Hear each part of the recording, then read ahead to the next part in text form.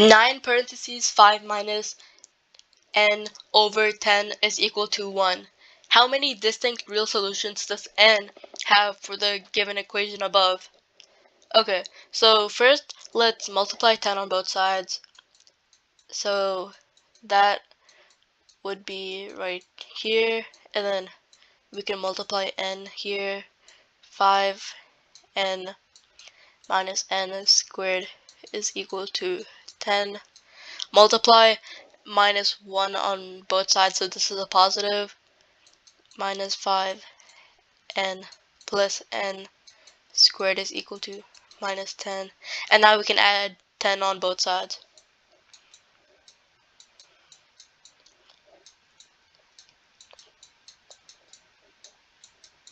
Okay, so now we have a quadratic equation that is equal to 0, and we can use the discriminant b squared minus 4ac.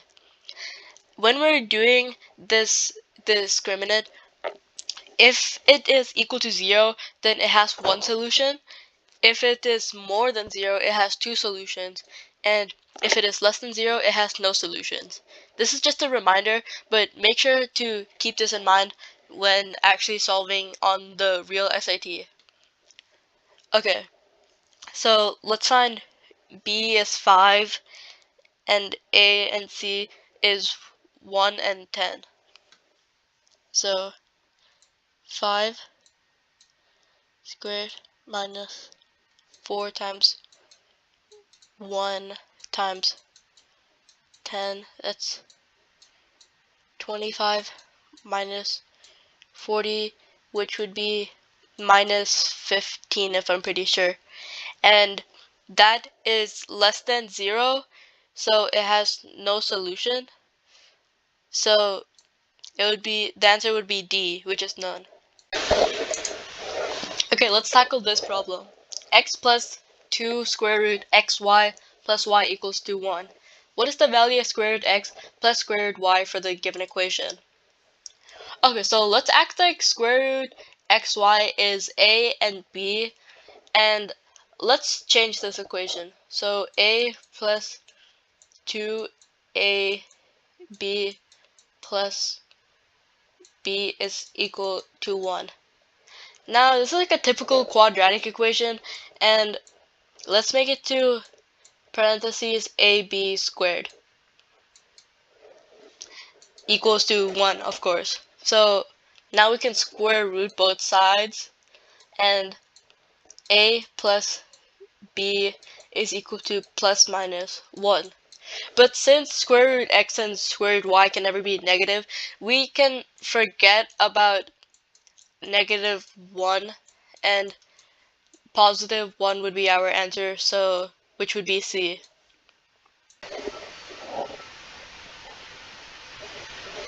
Okay, let's look at this equation.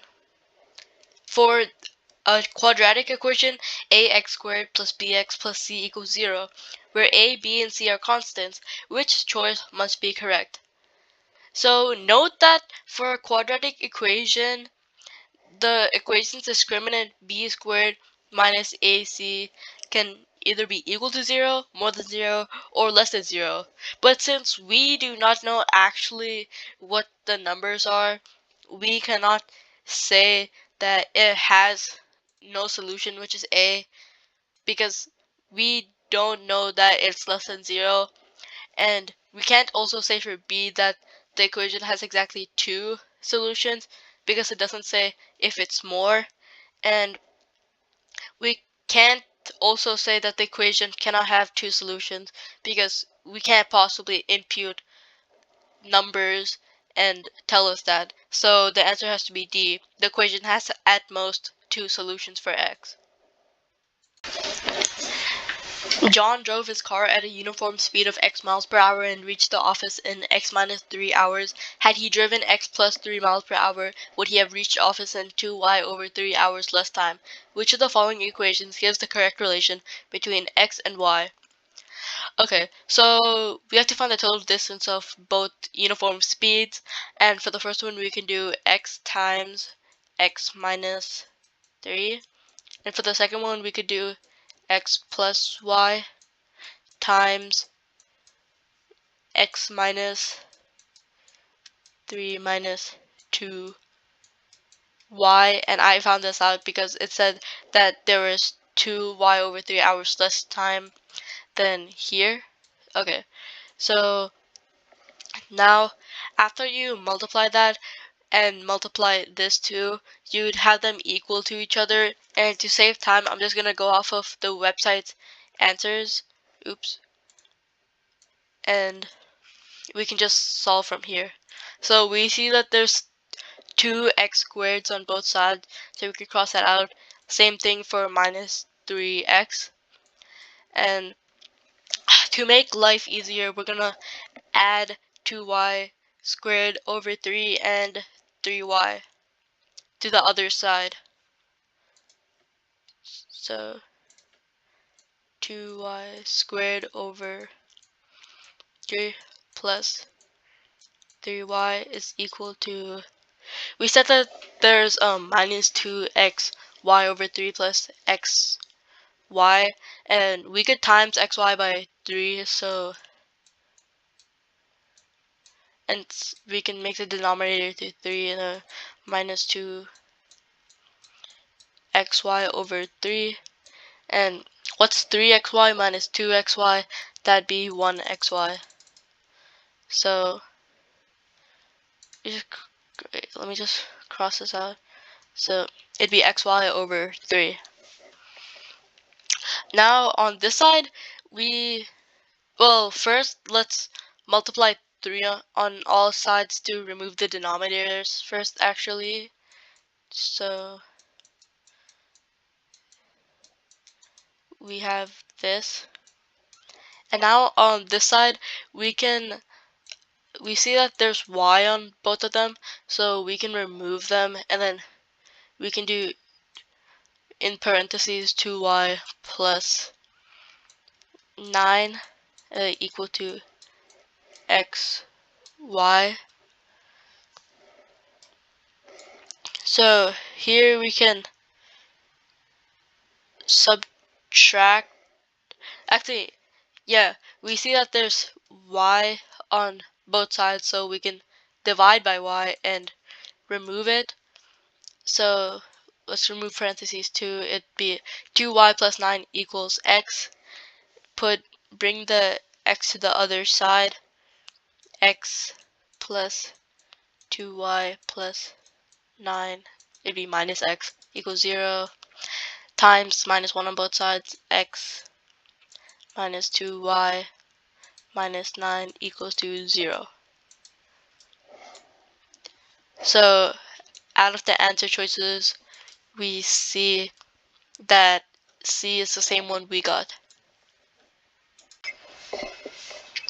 Okay, we see the quadratic 4x squared plus 4x minus 15 equals 0. What is the positive solution to the given equation? And this looks pretty easy to factorize.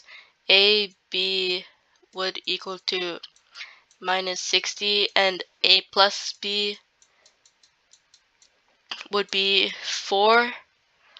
Let's see, 12 and 5. No, okay, 10 and minus 6 would work. So let's put that into the equation. Minus 6x plus 10x. Let's make that 0. Let's make that 0 better. Minus 15 equals to 0.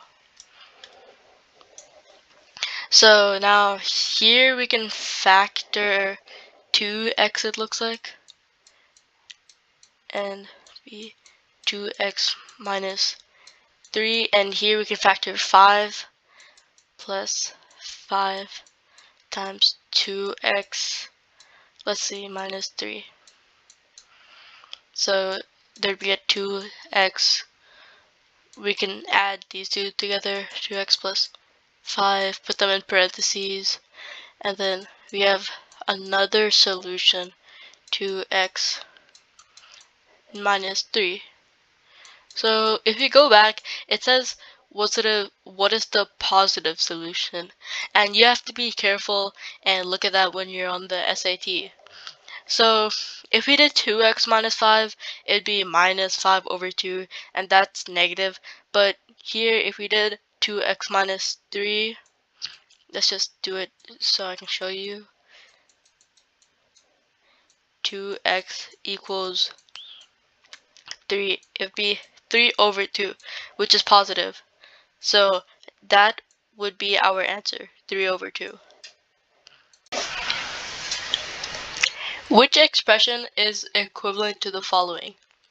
So as we see here, in the denominator, x is rooted to something that's negative. And that basically means that ax would equal to 1 over a minus x. So we can just add it to the other squares on top. So let's take some space for us.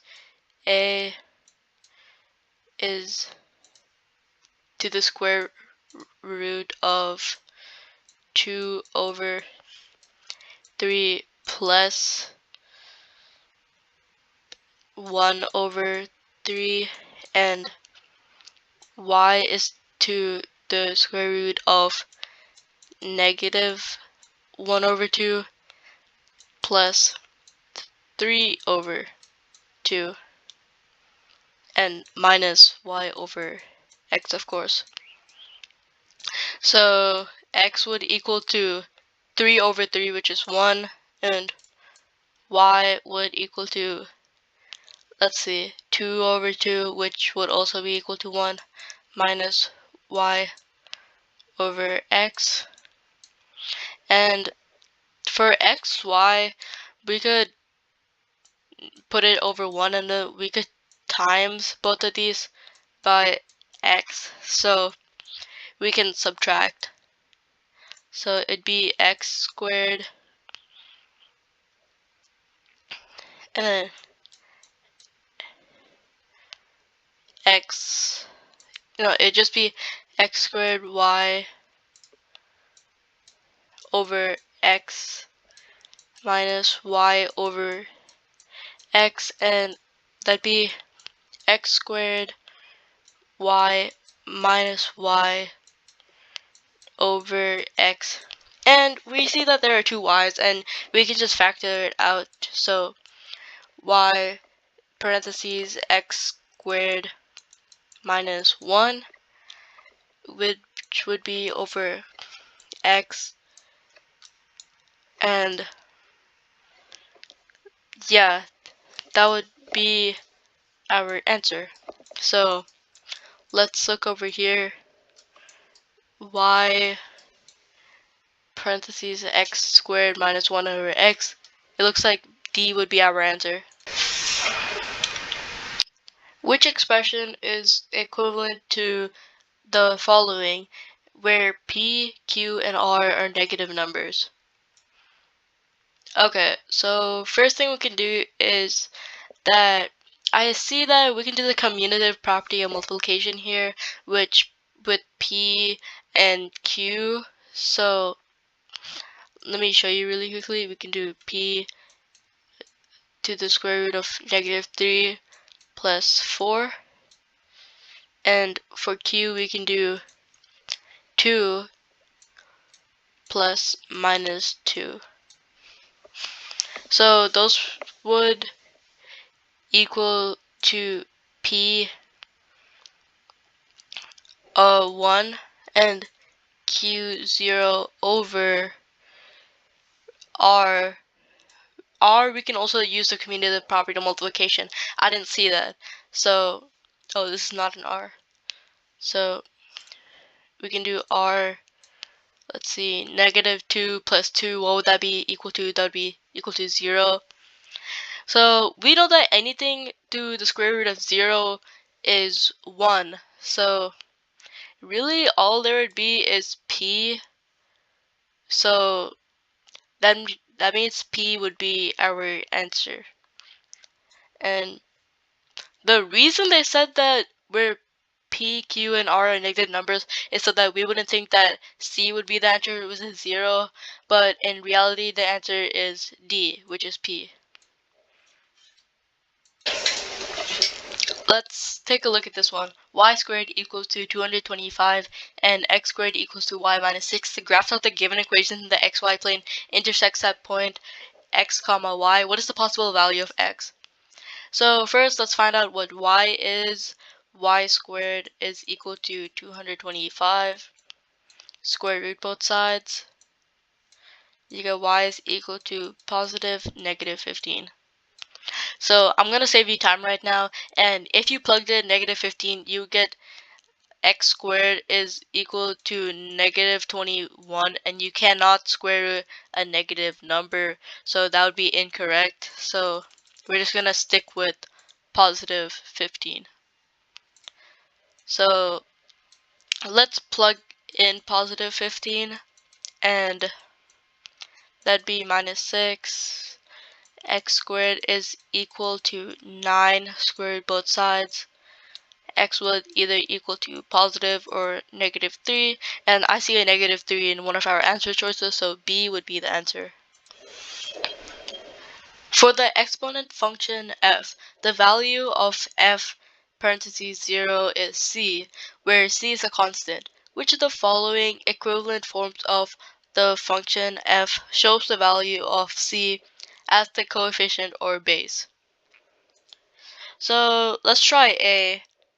So here we can do x as 0, and it'd be 25 is 2.5 times 0 plus 1, and that'd be 25 times 2.5, which if we did the multiplication, that would not equal to 25 or 2.5. It wouldn't have returned to its original value of c of the coefficient, so it would not A would not be an answer choice.